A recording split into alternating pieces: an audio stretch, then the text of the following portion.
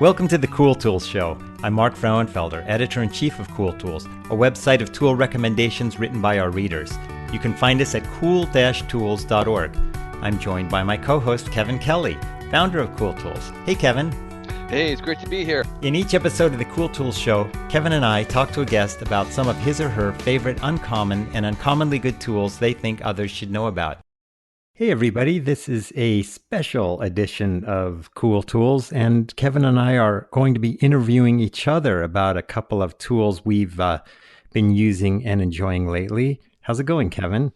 It's great to hear your voice again, Mark. Yeah. I know that I always look forward to the things that you find, and you have a really good nose for uncovering cool stuff. And so I think it's good that fortune has sort of bestowed upon us this chance to just talk to each other. I agree. I think so. And likewise, Kevin, you always pick stuff that is surprising and interesting. Why don't you start by telling me something that you are using? So I was looking for, went on into the Google world and YouTube world, looking for a way to attach something with magnets and have it lift off easily. So I wanted that kind of that really strong force of a magnet attachment, but I wanted to be able to take it off really easy. And I found out that in fact there was something that was made for that. And it's called a mag switch. And it's a very ingenious mechanical device that where you turn a knob and the magnet will be sticking to a metal surface so strongly you can't move it, and then turning it 180 degrees at the knob releases it and it can lift it off easily. So you can buy little mag switches like that to attach to your own jig, but they also come pre-installed in things like a feather board. And a feather board is used in woodworking. It's sort of it looks like it has like a veins, like a feathered side, and it's used to hold wood against a fence while you're cutting it on a table saw, so it presses it in. But you can use mag switches for almost anything where you want to be able to have something attached strongly and then be able to instantly release it on a metal surface. And so you can buy little mag switches, which are about the working body is about 3/4 of an inch deep, and the knob is another ½ inch above that.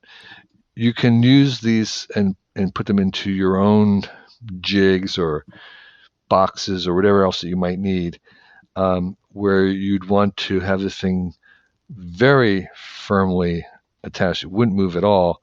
And then with just a little twist, you can unmagnetize it, so to speak. Cool. Is it like a 90-degree turn of a knob? Yes. 180, well, 90, no, it's a 90-degree turn. Right. And so, and it works without electronics. So there's no batteries involved. There's nothing to kind of wear out or go bad. And so it's again, these kind of work surface kind of instruments you'd use for like making a fence, something to guide if you're working on a metal surface, or you can buy them separately and put them into anything where you want to have adjustments very easily, and that's what it would be used for. Not something you screw down, you're going to screw it down, but if you want to have something that's constantly needing adjustments, and that adjustment has to be very rigid in place, that's what a mag switch would be used for. And the switches themselves, I think the smallest one is, I'm going to guess $20 or something. I don't think I think there's a kind of still covered in patents and still being made in the US, but I suspect they're new enough that there'll be knockoffs and derivations and derivatives made soon enough to make them cheaper. I wonder if a search on AliExpress would yield for these to see if. Uh, that's that's uh, uh, that's your tool. Mark is big on AliExpress and Exactly. how, but yeah, that would be a very interesting question. Is whether there's knockoff versions of this at this point. Yeah. I haven't seen any. The other thing that I would be interested in is just seeing how the mechanism works. Yeah, I haven't yet opened it up. And oh, actually, the way I got to it, okay, I'm sorry, I forgot this. The way I arrived at finding this was that actually somebody, YouTubers, were making their own versions of this, but the Oh. scale they had to make it at was like, a foot, like, 20 centimeters large. They actually, it was so complicated that they weren't even trying to miniaturize it because it was complicated enough that they made it a very large size. It was basically unusable. It was just a demonstration of how it actually worked. Hmm. Because the thing about it is the surface of the surface of the device doesn't change. It's not like it's. I mean, it is lifting it up in some ways or Yeah. something, but it's not actually physically moving. You can't see any movement at all. So there are Yeah. people who have been trying to reverse engineer what actually is going on and have opened them up and try to replicate and make their own version of that. But for me, it wasn't really worth the. They didn't hadn't miniaturized it enough. Yeah. Sure.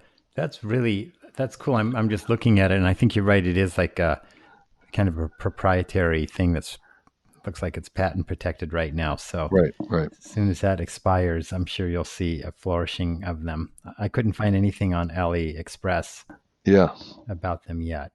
That's cool. So you need a metal surface, typically like a saws and drill presses and all that. They have that kind of steel surface that these things clamp right. onto. But also, I have seen it one other place, and that is in use of like cabinets where if how sometimes you use like a magnetic latch, Mm-hmm. and the way that magnetic latches today work is that if you give it a good enough tug, it will break that magnetic seal. Mm-hmm.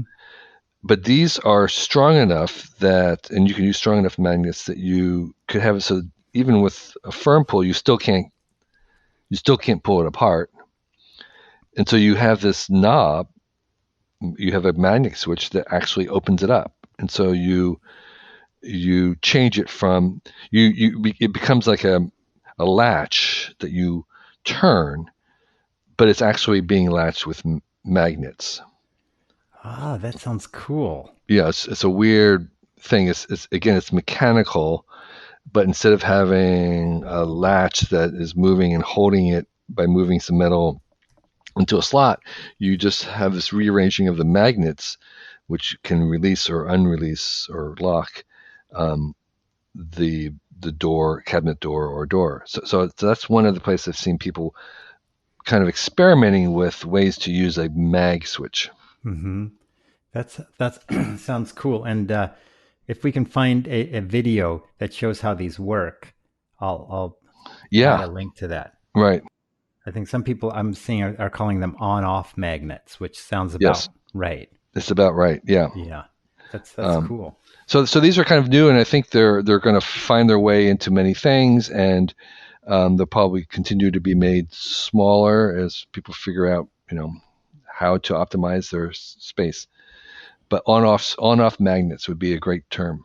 Yeah, really cool. All right, so the one I have, you're since you watch tons of YouTube videos, I'm sure you've seen the nonstop ads for these that are just like too many for Masterclass series. Yes. Nonstop. Well, we finally broke down and got it because they have a deal where it's $180 for a year and you get two accounts. So I emailed my sister and I said, "Would you like to do this with me?" And she said, "Sure." So it's $90. So we have a year access. And these are actually really great video series.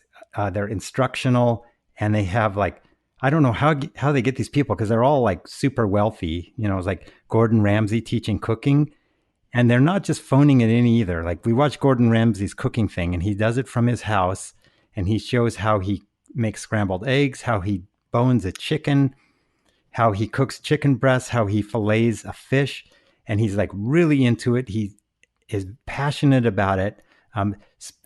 Is really like serious about teaching you how to cook. And Carla and I watched the whole thing. We're like, this is great. Then we watched Dan Brown, the guy who writes all those thrillers like Da Mm-hmm. Vinci Code and stuff. He talked about how to write a thriller and how he does it. And it is so good. It's amazing. And he really cares about it. He's, again, these people are like people at the top of their game, and they're really serious about making you learn from them, like what they have learned. And also, not only do you get like between 2.5 hours to 3 hours of instruction from each of these people, there's typically a 40 to 80 page PDF workbook that comes with Oh, the videos, and you can download those. And that has a lot of supplemental information and extra stuff that's not in the videos. And so I think at this point, there are close to 100 of these classes, and you can watch as many as you want. So there's David Lynch on creativity, Anna Wintour on leadership. We watched Margaret Atwood on writing. Carla watched one about makeup. It's like, I think that if you can find a friend to split the price with, you're going to be really happy with it. The next one we want to watch is your friend Will Wright on mm-hmm. creativity and gaming, Mm-hmm. which I think would be a blast. And you say it was $90 for how long? A year. For a year. So you have a Yeah. whole year to consume these. Yeah. And so we've been watching them as much as possible because we have not really come across one that we don't like yet. Right, right, And then right. there's one on this one I'm really looking forward to is Steve Martin on how to be funny. And so he starts out with people who like want to be funny but aren't funny, and they sit with him, and they're like kind of your proxy as a Yeah, student. yeah. So Kevin, I think you would love these. Yeah, no, I absolutely would. And I have been thinking very seriously about getting a subscription. And your idea of sharing one with someone else is a great way to spread the cost. So, I mean, $90, if you wind up paying $90 for a year, and you watched all of them over Yeah. a year, that's $1 a piece. That's Yeah. certainly worth it. Yeah, dollar a class for like a 3 hour Yeah, class, and a 60-page workbook for each yeah, one too. yeah, Yeah, it's yeah. good. And I think they keep adding them more and more, so we'll probably resubscribe. Uh-huh. I wouldn't be surprised if we Yeah. didn't. Well, yeah, I mean, it's certainly worth to try it for a year. Yeah. You can watch a lot in a year. So, yeah, I think we will give it a shot just for the first year. Yeah, it's and just yeah, they like Martin Scorsese is one. I mean, it's all the people: Neil deGrasse Tyson, Uh-huh. Jodie Foster, Ron Howard is like everyone, and they really did a great job of like having these people put a lot of thought into it. They're not Uh-huh. just like coming there and answering questions or Right, anything. They right, really plan right. something. They're great teachers, all of them. Great. Well Okay, paced. that's a good All right. suggestion. Yeah. All right. So what's your next one, Kevin? So my next one is something that is kind of another newish tool, and that is a version of a pen. I think it's called a Pica pen. Mine is called a long-nosed pattern marker. And what it is a marker, like a Sharpie marker, that's at the end of a very long, narrow metal tube, like the size of like what used to be inside like a ballpoint pen. Mm-hmm. So it's like that inner ballpoint pen tube with a marker at the end on a fat stylus, and the whole point of it is for marking in woodworking and metalworking and making things, like if you had to imagine marking inside a hole, the inside of a hole, or it's to reach in to very, very tight places to mark. But once you have that, you just use it for everything because it's really good at marking on a parallel, like on an edge, and Right. the where Yeah. or down a groove or anything. So is made as a long nose pattern marker for these tight spots, but you wind up using it for everything because it's like a long needle nosed pliers can reach in. This is a needle nosed marker, Mm-hmm. I and got it. So so it like almost looks like a syringe or yeah, something. it's like that's a very good description. It's like a syringe, and at the end of the syringe is the marker, and it's good for making marks on tight places um, of any sort. And again, once you have one around and carry it in your pocket, and it does on the version I have on the other end is just a broad felt tip marker on the other end, so it Oh, does okay. dual purpose. Cool. They look And like they were $7 or $8 around right, so there. so these are kind of an imitation of a pen called, I think it's a Pica pen, is yellow, and they're very expensive. Um, and so these I find a little bit more versatile, much cheaper. They seem to do as good of a job, um, and they're dual ended. And what's the brand that Well, you're using? it's called, oh, Fast Cap, Fast Cap. Okay. long nose marker, Fast Cap. Yeah, I see that. It's $7.85. Yeah, And I'm looking like at a Pika one, um, and it's like 21 or yeah, $19. yeah, So yeah, it's a big difference. right. I don't know enough about how long the comparative longevity of Mm-hmm. either of them. I have both.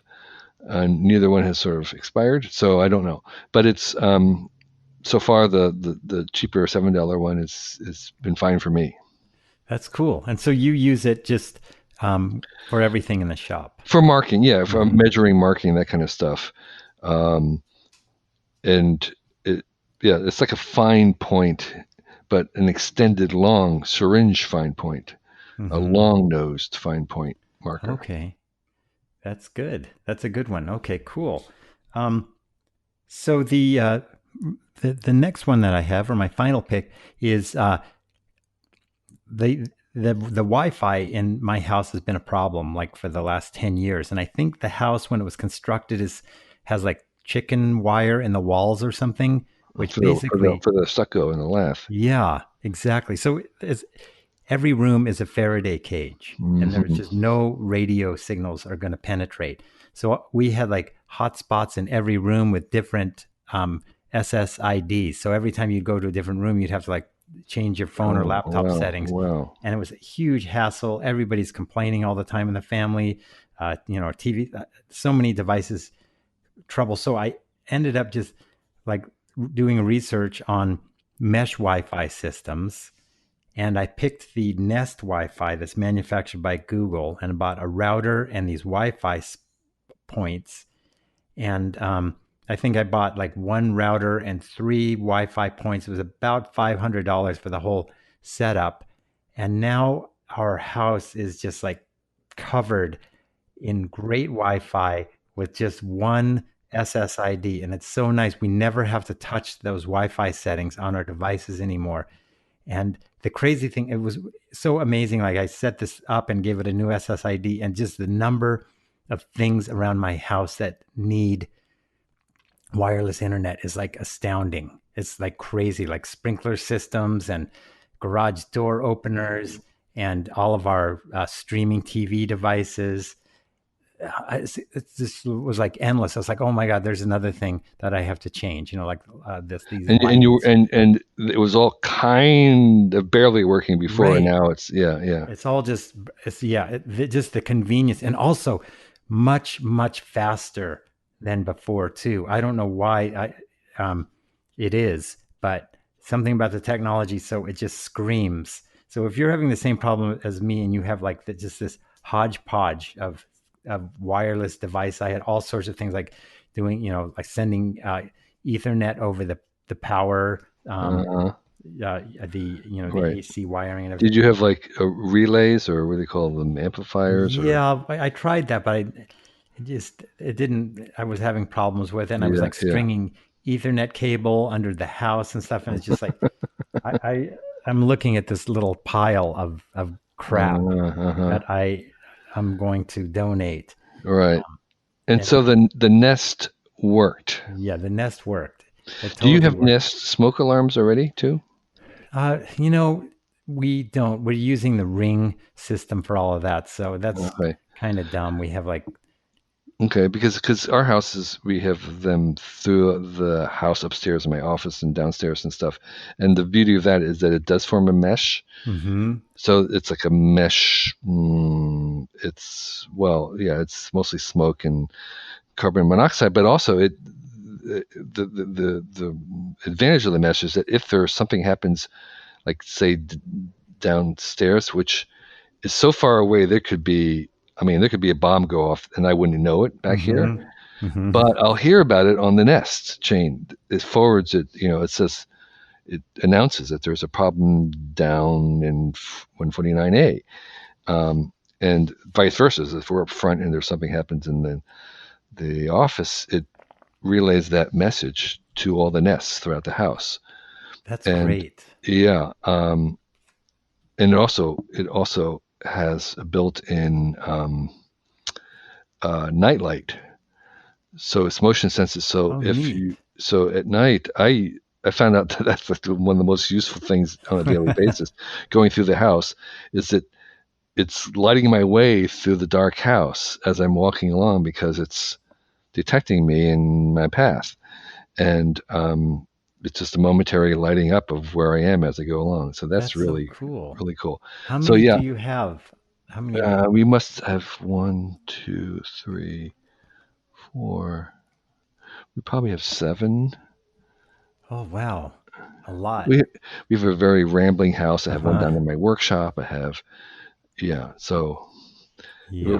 our whole thing's all on one floor, and so it's just kind of, it's like a big ranch thing. It just meanders. Yeah. Um, so I could see the Nest actually incorporating in, or that working in with um, yeah, that it works for us. So I could, and it works with our thermostat too. That's the other thing I forgot to mention. Oh, yeah, That's we all. have a Nest thermostat also. Right, right, yeah, Okay, that's good. So they're about, it looks like the Nest Protect is what they're yeah, called. They detect smoke and carbon monoxide, which is great, and they're about a little more than $100 each. right. And so, and they're all again linked together. Most of our are the wired type because they when we did remodels, we wire them into the power so they don't have to have batteries. Mm-hmm. I mean, they may have battery backup, but they don't seem to go out very often. They're mostly running off of the house power.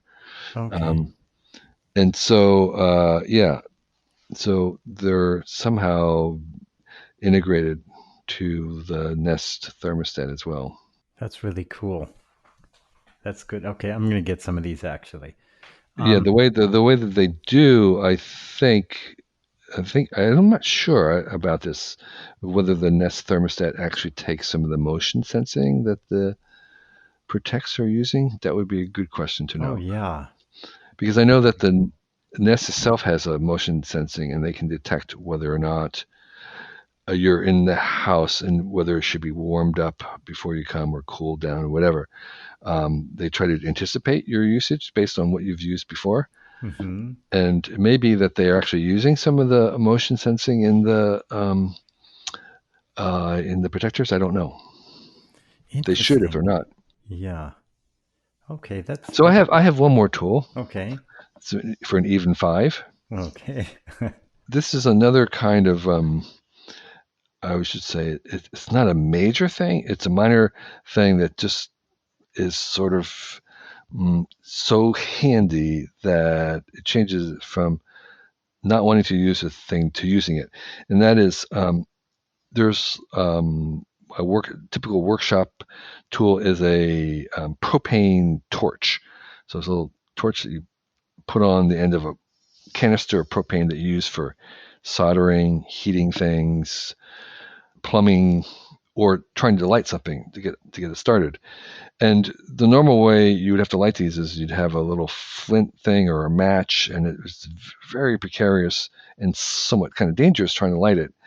But there's a little device, a Bernzomatic device, which is like a piezoelectric thing that is built into the torch. So it's a torch that has this built-in starter.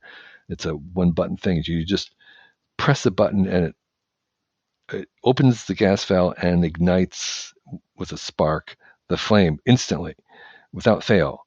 And so now when I grab the container, it's like an instant light. It's there. I don't have to fool with it. I'm not going to blow my hand off doing it. And it just makes it me much more inclined to grab it, to even like instead of having a match, you can just use this, and it's a very hot flame. It's not going to blow out. So it's sort of it's been far more useful and handy than I imagined. And it seems like it's not a big step, but it turns out to the ease and the form factor and the utility of it is so much faster that you actually use it more often. And that's a sign of a good tool for me. Yeah. As opposed to, remember those little, like a little metal cup with a piece Flint, of flint. yeah, flint thing. Yeah. Which kind of works. You can, by the fifth time you try it, it will work.